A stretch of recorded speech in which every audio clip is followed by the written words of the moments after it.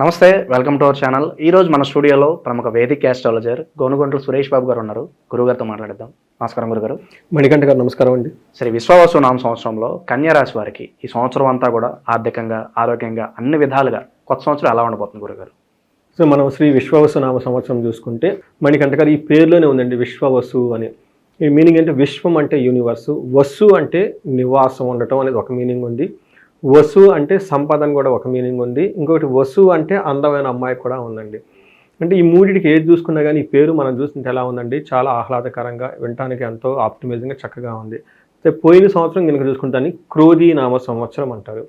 మీరు గమనించారనుకోండి, క్రోధీ నామ సంవత్సరంలో మనకి లాస్ట్ ఇయర్ అంతా ఎలా ఉందండి, కోపం. ఓకే, మనకి ప్రభుత్వంలో ఉండే వాళ్ళకి ప్రజల మీద, ప్రజలు ప్రభుత్వం మీదకి కోపం, కొన్ని గవర్నమెంట్లు కూడా వెళ్ళిపోయినాయి. అదేవిధంగా మనకి కాలిఫోర్నియా లాంటి ప్లేస్లో ఒక 40 కిలోమీటర్ల దూరంలో అడవులన్నీ కాలిపోవటం, మనకి ప్రకృతి విపత్తులు కూడా మనం చాలా ఫేస్ చేస్తున్నాం అనమాట. గొడవలు, వార్ మనం చూసుకుంటే మనకి ఇజ్రాయెల్ హమాస్ కానివ్వండి, తర్వాత రష్యా యుక్రెయిన్ వారు, ఇలా రకరకాలంతా గొడవలు, ఒకళ్ళ మీద ఒకళ్ళ కోపంతో ఎక్కువగా ఉందన్నమాట. ఈ సంవత్సరం ఎలా ఉంటుందంటే మనకి ఊళ్ళల్లో సహజంగా చెప్పుకుంటూ ఉంటారు ఏమిటంటే, గొడవ అయిపోయిన తర్వాత ఎంతకాలం కొట్టుకుంటూ ఉంటారు, చిన్న చిన్న విషయాలను వదిలేసేయండి, ముందుకెళ్ళిపోండి, చక్కగా ప్రపంచంలో చాలా పెద్ద పెద్ద అవకాశాలన్నీ ఉంటాయి, లెగిస్తే మొహమొహాలు చూసుకుంటూ ఉంటాము, అలా ఉండొద్దు, ఒక సయోధ్యగా ఉండండి, ముందుకెళ్ళిపోండి, అవకాశాలు చాలా ఉన్నాయి, ఇంకా ఛాలెంజెస్ చాలా ఉన్నాయి, వాటిని అధిగమించుకోండి అని చెప్పి చెప్తూ ఉంటారనమాట. ఇదే విధంగా విశ్వనామ సంవత్సరంలో ఇప్పటిదాకా గొడవలు పడిన వాళ్ళంతా నెక్స్ట్ టైం చేయాలి, ఏం సాధించుకోవాలి, ఎలా ఉన్నతంగా ఎదగాలని ప్రతి ఒక్కరు ఆలోచిస్తూ ఉంటారనమాట. ఈ టైంలో కన్యరాశి కనుక మనం చూసుకుంటే, ఈ కన్యరాశి వాళ్ళకి ఉత్తర 2, 3, 4 పాదాలు, తర్వాత హస్త 1, 2, 3, 4 పాదాలు, చిత్త 1, 2 పాదాలు అంతా మనకి కన్యరాశిలో ఉంటారు. పేరు బలం కనుక మనం చూసుకుంటే వీళ్ళకి టో, పా, పీ, పు, షం, నా, టా, పే, పో, ఈ అక్షరాలు మోరాలస్ ఇదే సౌండ్తో ఉన్న వాళ్ళంతా కూడా మనకి కన్యరాశిలో వస్తారనమాట.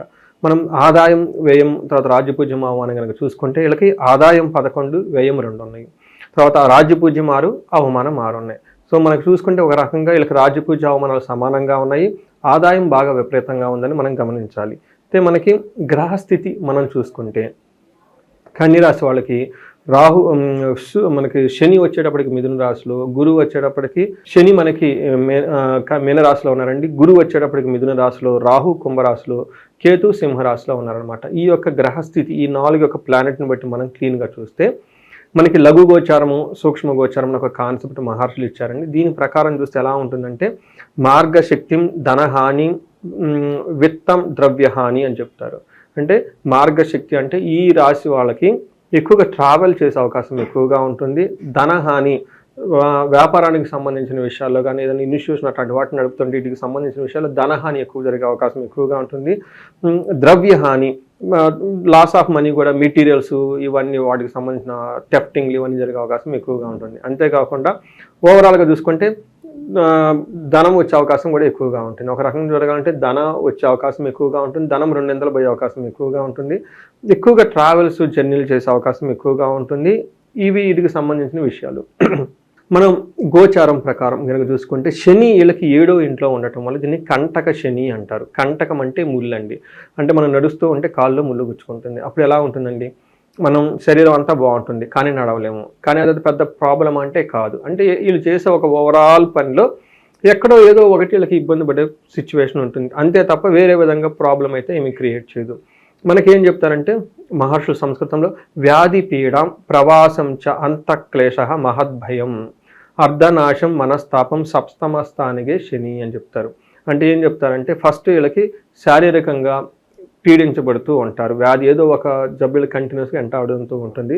ప్రవాసం, ఫారిన్లో ఉండాలి, ఫారిన్లో సెటిల్ అవ్వాలనుకున్న వాళ్ళకి ఇది ఒక మంచి టైం అని చెప్పుకోవాలి. అంతఃక్లేశ, లోన ఏదో విధంగా బాధపడుతూ ఉంటారు. మహద్భయం, వీళ్ళకి భయం కలిగే సిచ్యువేషన్స్ ఎక్కువగా ఉంటాయి కాబట్టి చాలా జాగ్రత్తగా ఉండాలి. పర్టికులర్ రిలేషన్షిప్ మెయింటైన్ చేసే విషయంలో, పార్ట్నర్ విషయంలో ఏదో చేసేస్తూ ఉంటారు, అది తిరిగి మళ్ళీ వీళ్ళకి భయం కలిగే సిచ్యువేషన్ జరిగే అవకాశం ఎక్కువగా ఉంటుంది. అర్ధనాశనం, ధనాన్ని కోల్పోతారు. మనస్తాపం, అయ్యో ఈ తప్పు చేశాను అని చెప్పేసి మనసులో బాధపడి ఉండే అవకాశం ఎక్కువగా ఉంటుంది. సప్తమ స్థానగే శని. అంటే మనకి ఏం జరుగుతుంది, అంతేకాదు 4వ ఇంట్లో దృష్టి, 9వ ఇంట్లో దృష్టి ఉండటం వల్ల వీళ్ళకి యాక్సిడెంట్లు అయ్యే అవకాశం ఎక్కువగా ఉంటుంది. ఎడ్యుకేషన్లో చాలా మందకొండిగా ఉండే అవకాశం ఎక్కువగా ఉంటుంది. ఫాదర్కి హెల్త్ విషయంలో కాంప్లికేషన్స్ ఉండే అవకాశం ఎక్కువగా ఉంటుంది. ఫాదర్ విషయంలో జాగ్రత్తగా ఉండాలి, హెల్త్ విషయంలో జాగ్రత్తగా ఉండాలి, గొడవలు అయ్యే అవకాశం ఎక్కువగా ఉంటుంది. అంతేకాకుండా ట్రావెల్ బాగా కనుక ట్రావెల్ చేస్తే అందులో కూడా కొంచెం ఇబ్బందులు పడే అవకాశం ఎక్కువగా ఉంటుంది. వీళ్ళకి శని గురువు 10వ ఇంట్లో ఉండి 2వ ఇంట్లో 6వ ఇంట్లో ఉండ చూడటం వల్ల శని తన ఉన్న గురువు తన ఉన్న పొజిషన్ అంత మంచిది కాదండి. వీళ్ళకి 10వ స్థానంలో గురువు ఉండటం వల్ల ప్రొఫెషనల్ రిలేటెడ్ మ్యాటర్స్లో చాలా ఇబ్బందులు పడే అవకాశం ఎక్కువగా ఉంటుంది. మనకేం చెప్తారు, ధాన్యనాశం ధనచ్చేట వృధా సంచారణం భయం స్వజనైర్దూషణం చైవ దశమస్తే గురువు అంటారనమాట. అదే 10వ ఇంట్లో కనుక గురువు ఉంటే ఏమవుతుందంటే ధాన్యం అంటే వీళ్ళకి పంటలకు సంబంధించిన విషయాల్లో రావాల్సిన విషయంలో నాశనం అవుతుంది, ఎక్కువగా చెడిపోవడం అవకాశం ఉంటుంది. కొంతమంది అంటే ఫైనాన్స్కి సంబంధించిన ఏ విషయాల్లో కూడా వీళ్ళకి వస్తుంది అని ఎక్స్పెక్టేషన్స్తో కొన్ని ఇన్వెస్ట్మెంట్లు చేస్తారు కదా, వాటికి సంబంధించిన విషయాల్లో రిటర్న్ ఎక్కువ ఉండదు. రెండోది ధనచ్చేట అంటే ఎక్కువగా ధనం ఖర్చు అయిపోతే సిచ్యువేషన్స్ ఎక్కువగా ఉంటాయి చుట్టూతో. వృధా సంచారణం అంటే వృధాగా అటు ఇటు తిరుగుతూ ఉంటారు. ఏదైనా కనుక ట్రావెల్ కానీ అవి చేస్తే వాటితో నిరుపయోగం అనమాట. వీళ్ళకి ఉపయోగం లేకపోయినా కానీ వీళ్ళు వృధాగా తిరుగుతూ ఉండే అవకాశాలు ఎక్కువ ఉంటాయి. భయం పడే సిచ్యువేషన్స్ ఎక్కువగా ఉంటాయి.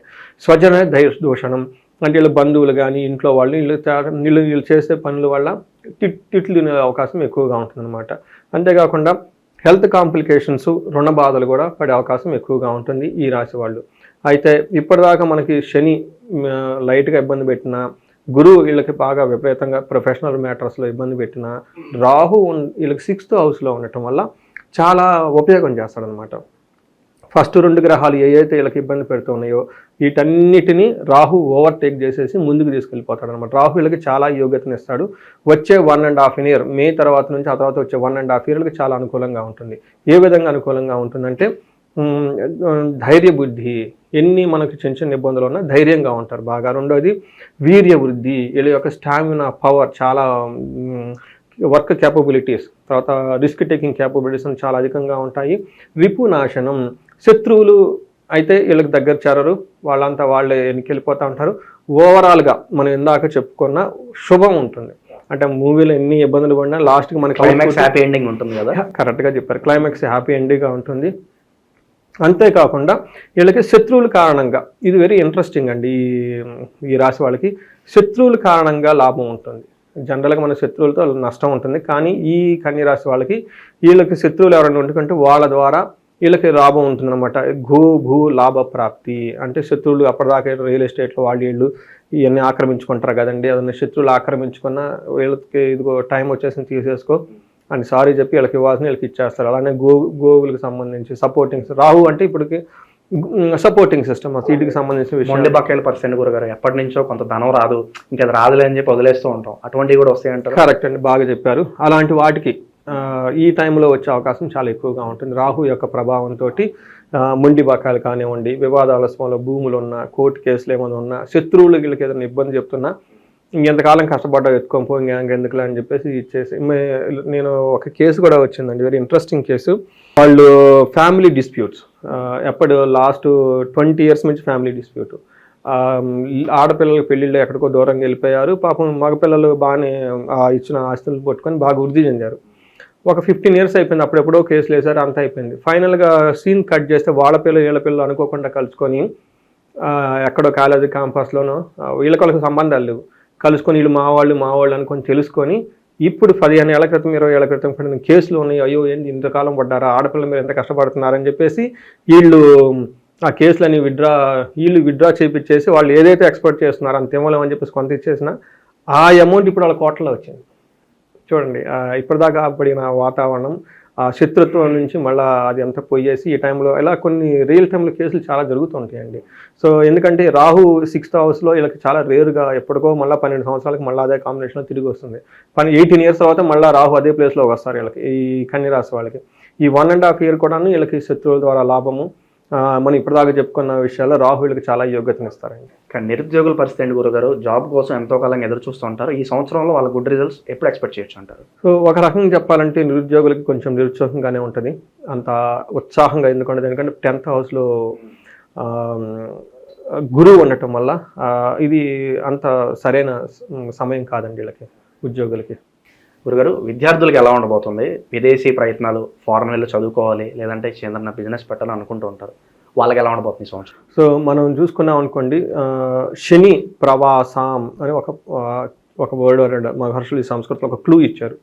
అంటే ట్రావెల్ చేయడానికి, ప్రవాసం అంటే దూర ప్రాంతాలు ట్రావెల్ చేయడానికి, ఫారెన్లో సెటిల్ అవ్వడానికి ఇది చాలా అనుకూలమైన స్థితి అండి. 7th హౌస్లో శని ఉండటం వల్ల ఉన్న స్థానాన్ని వదిలిపెట్టి దూరం వెళ్ళే అవకాశం చాలా ఎక్కువగా ఉంటుంది.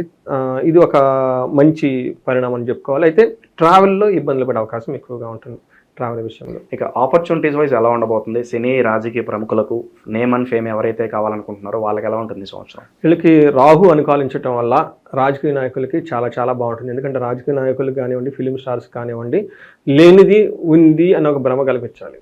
అదే కదండి, క్రియేటివ్ కాదు అది. ఫిలిమ్స్లో మాయ చేయాలి సమ్వేర్ ప్రేక్షకుల్ని. జనరల్గా అంతే కదండి, మనకి రాజకీయ నాయకులు అనగానే ఒక బ్యూటిఫుల్ పిక్చర్ చూపించాలి, ఒక నమ్మకం కలిగించాలి. వస్తుందో లేదో తర్వాత విషయం, ఫ్యూచర్ గురించి ఒక ఆస్పిరేషన్ క్రియేట్ చేయాలి. కాబట్టి దీనికి రాహు యొక్క మాయ చాలా అవసరం. కాబట్టి ఈ విషయంలో వీళ్ళకి రాజకీయ నాయకులకు కానివ్వండి, ఫిల్మ్ స్టార్స్కి కానివ్వండి, తర్వాత మీడియా వాళ్ళకి చాలా అనుకూలమైన టైం. ఈ టైం చాలా బాగుంటుంది. ఇంకా మెరుగైన ఫలితాలు పొందడానికి గురుగారు ఈ సంవత్సరం అంతా చేసుకోవడానికి వీలుగా ఈ రాశి వారికి మంచి రెమెడీస్ ఏదైనా ఉంటే తెలియజేయండి. ఫస్ట్ గురువుకి సంబంధించి వీళ్ళు ఎక్కువ రెమెడీస్ చేయాలండి. ఎందుకంటే గురువు 10th హౌస్లో ఉండటం వల్ల ధనాన్ని కోల్పోయే అవకాశం ఎక్కువగా ఉంటుంది. ప్రొఫెషనల్ మ్యాటర్స్లో ఇబ్బంది పడే అవకాశం ఎక్కువగా ఉంటుంది. కాబట్టి వీళ్ళకి గురువుకి సంబంధించిన క్షేత్రాలు విజిట్ చేయాలి. The best.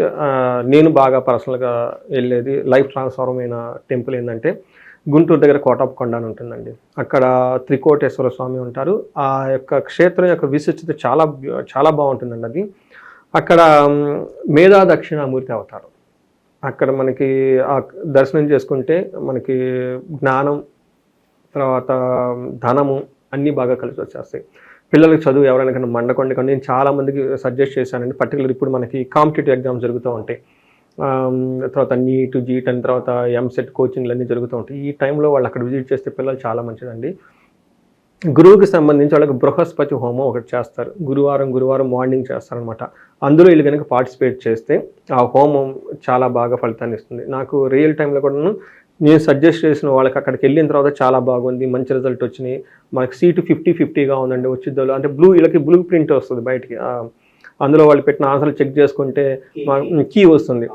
మాకు అనుమానంగా ఉందండి, తక్కువ స్కోర్ వచ్చే విధంగా ఉందండి అని ఇట్లా చెప్పిన వాళ్ళకి నేను ముందు అక్కడికి వెళ్ళిపోమని చెప్తాను అనమాట. ఆ తర్వాత నాకు ఫోన్ చేసి మేము ఇలా అనుకున్నాం కానీ ఇలా వచ్చింది. తర్వాత మేధస్సు చాలా ఇంపార్టెంట్ స్టూడెంట్స్కి.